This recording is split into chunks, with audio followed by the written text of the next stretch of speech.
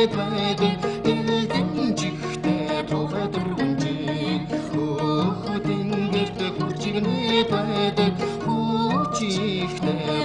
таванжин цаг үргэнж цаграад байдаг цагаан нэрээ махзурханжин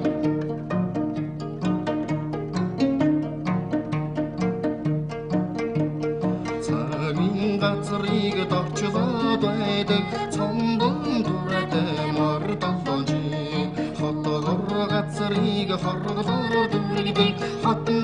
нээлтэй ханамжин үтсэн бүхнийг илдэглээд байдаг их чин